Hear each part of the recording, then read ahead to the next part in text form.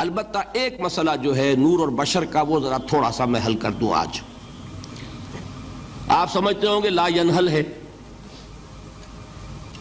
میں نے جس طرح کہا تھا کہ امام بخاری کا قول بھی 100% درست اور امام ابو حنیفہ کا بھی 100% درست ثابت کیا کہ نہیں، اسی طرح میں کہتا ہوں جو حضور کو بشر کہتے ہیں وہ بھی 100% درست، جو حضور کو نور کہتے ہیں وہ بھی 100% درست.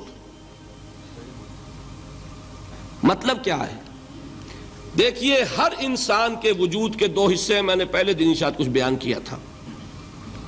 ایک خاکی وجود اور اینیمل بینگ جو حیوان ہے ہمارا، ایک وہ روح ربانی جو اس میں پھونکی گئی. آدم میں جب وہ روح پھونکی گئی تب وہ مسجود ملائک بنے.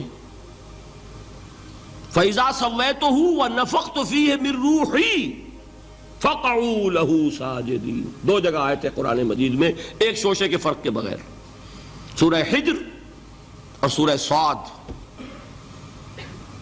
جب میں اس کو پوری طرح تیار کر لوں اور اس میں اپنی روح میں سے پھونک دوں تو گر پڑنا اس کے سامنے سجدے میں.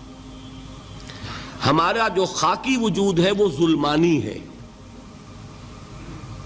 اور جو ہمارا روحانی وجود ہے وہ نورانی ہے. اس کی نسبت کس سے ہے؟ اللہ سے. بات سمجھ میں آئی؟ لیکن ہم نے اپنے اس نورانی وجود کو اپنے خاکی ظلمانی وجود میں دفن کیا ہوا ہے، اور محمد الرسول اللہ صلی اللہ علیہ وسلم کا وہ نورانی وجود آپ کے اس خاکی وجود پر اس درجے غالب تھا کہ وہ خاکی وجود معدوم کے درجے میں ہے، لیکن وہ حضور صلی اللہ علیہ وسلم پر اثر انداز نہیں ہو سکتا. وہی خاکی وجود ہے جسے ہم نفس کہتے ہیں. نفس غلبہ کر سکتا ہے محمد پر صلی اللہ علیہ وسلم. حضور کی شخصیت کی نورانیت نے آپ کی شخصیت کے خاکی وجود کا احاطہ کیا ہوا ہے. ہماری شخصیت کی ظلمانیت نے ہماری اس نورانیت کو گل کیا ہوا ہے، دفن کیا ہوا ہے، چھپایا ہوا ہے. بس یہ فرق ہے. انہیں آپ کہہ لیں نور، صحیح ہے، ان کی نورانیت غالب ہے. یہی بات ہے جو حضور نے اس طرح سمجھائی.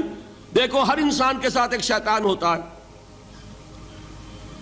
اب کسی صحابی نے بڑی جرت سے کام لیا، پوچھ لیا حضور کہ آپ کے ساتھ بھی ہے؟ ہر انسان کے ساتھ جو کہا نا، تو انسان تو ہے آپ بھی، کیونکہ آپ کے ساتھ بھی ہے. آپ نے فرمایا ہے، لیکن میں نے اسے مسلمان کر رکھا. بات ختم ہو گئی. نفی نہیں ہے،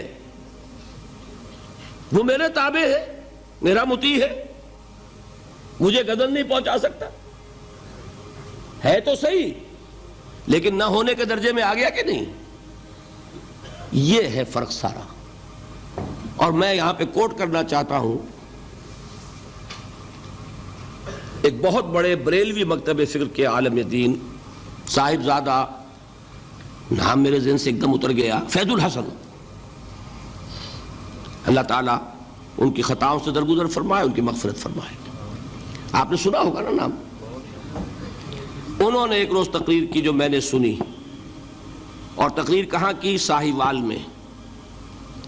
وہاں کا ایک بہت مشہور چوک ہے، مہاجرین، مسجد مہاجرین کہلاتی ہے، وہاں تقریر تھی ان کی، میں نے سنی.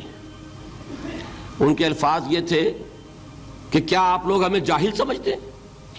کیا ہمیں عربی نہیں آتی؟ کیا ہم نے قرآن نہیں پڑھا جس میں بار بار یہ لکھا ہوا ہے کہ حضور بشر ہیں؟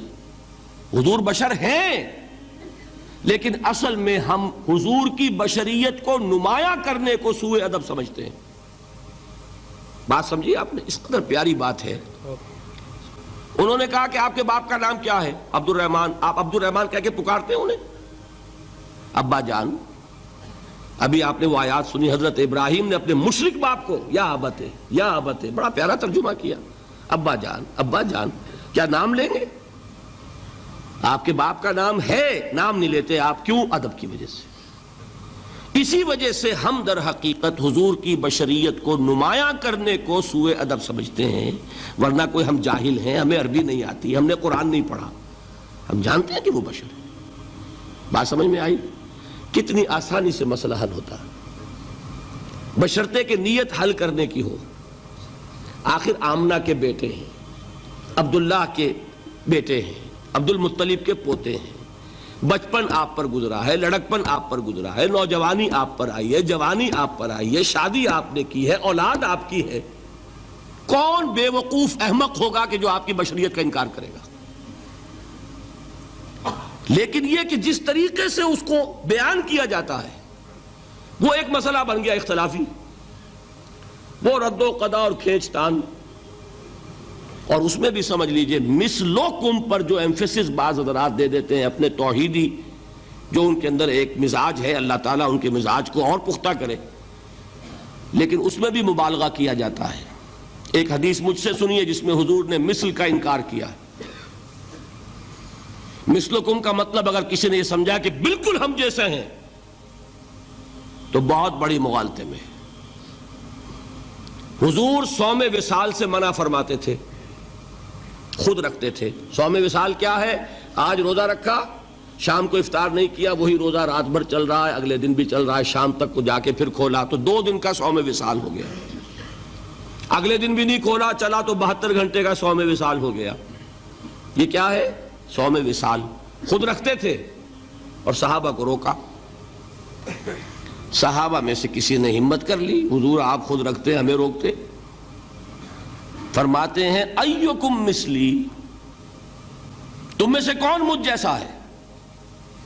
ابھی تو عند ربی، میں تو اپنے رب کے پاس رات گزارتا ہوں، ہوا یطعمنی ویسقین، وہ مجھے کھلاتا ہے پلاتا ہے۔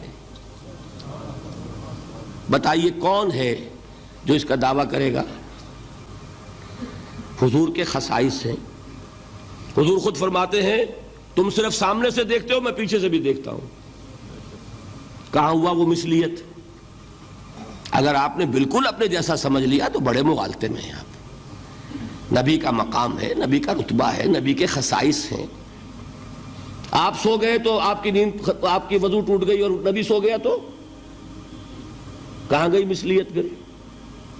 مثل اس معنی میں کہ بشر ہیں، نسل آدم سے ہیں، اس میں کوئی شک نہیں، اس معنی میں مثل ٹھیک ہے، قل انما انا بشر مثلکم، لیکن ہر اعتبار سے تو نہیں۔ سب سے بڑا فرق یہی ہے کہ وہی آ رہی ہے، معراج پہ تشریف لے گئے ہیں، اس دنیا میں بیٹھے ہوئے بھی جنت کا مشاہدہ فرما لیتے ہیں، کرا دیا جاتا ہے، دوزخ کا مشاہدہ کرایا جاتا ہے، فرشتے کو دیکھ رہے ہیں، یہ چیزیں ہیں۔ اور پھر خصائص جیسا کہ میں نے عرض کیا کہ آپ پیچھے سے بھی دیکھتے ہیں۔